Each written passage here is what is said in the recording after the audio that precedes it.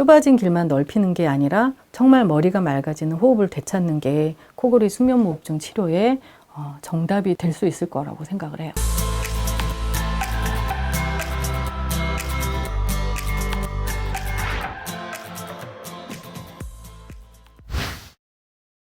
그 전에 이제 무조건 코를 곤다라고 하면 이제 정말 좁아진 그 길만 치료해서 넓히는 치료를 했어요. 근데 저한테 꾸준히 치료받고 있던 한 60살 넘으신 여자 환자분이 가을 들어서 코를 굉장히 많이 곤다는 거예요. 그전에는 이 사람이 코를 많이 골면 머리가 되게 아팠어요. 근데 이제 비강 구석구석 치료를 하면서 코골이도 60%에서 20%로 낮추면서 치료가 진행이 됐었는데, 특별히 뭐 코가 더 막히고 불편한 게 없는데 코를 엄청 많이 곤다는 거예요. 제가 그때 그 환자를 어떻게 지도했냐면, 가을 들어서 공기가 되게 건조해지잖아요. 실내가 되게 건조하죠? 그랬더니 이사 간 집이 고층이라서 실내가 굉장히 건조해졌대요. 건조한 공기는 머리를 맑게 하는 호흡에 있어서 치명적이에요. 물기 묻은 채로 바람 왔다 갔다 하면 시원한데, 코 점막도 이게 열교환 장치잖아요. 건조하면 바람이 드나들어도 훨씬 열이 덜 식는 거예요.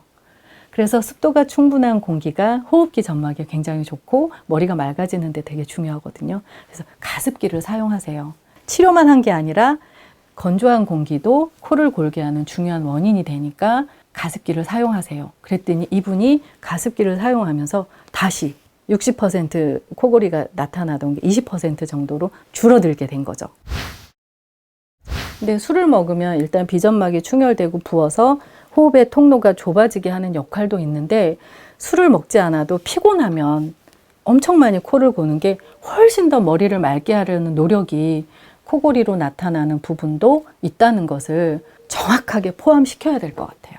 어린아이들의 경우에는 어른처럼 코골이가 심하지 않아요. 코가 막혀도. 그러니까 편도선 비대되면 입을 벌리면서 코골이 심하다 이런 게 있는데, 오히려 어린아이들은 비강이 좁아도 코를 많이 골지 않는 이유가 신진대사가 원활하면서 혈액순환이 잘 되니까, 그렇게 머리가 아프지 않으니까 코골이가 심하지 않은 부분도 분명히 있는 거죠.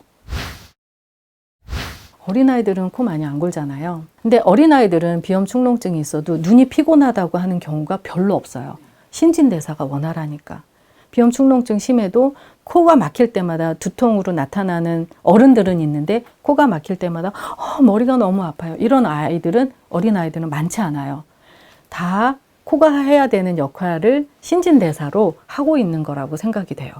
그거만큼 코가 좁아진 만큼의 영향을 덜 받는 거죠. 좁아진 길만 넓히는 게 아니라 정말 머리가 맑아지는 호흡을 되찾는 게 코골이 수면무호흡증 치료의 정답이 될 수 있을 거라고 생각을 해요. 코골이가 정말 수동적인 마찰음이 아니라 머리를 맑게 하려는 호흡의 노력이라는 것을 아는 데까지는 한 30년 걸린 거고요. 이런 치료 개념이 모든 사람들의 상식이 되었으면 좋겠다라고 생각을 하고, 이번에 책 나는 당신이 오직 코로 숨쉬기 바란다, 코골이 수면무호흡증에 대해서 책을 출판했습니다. 고맙습니다.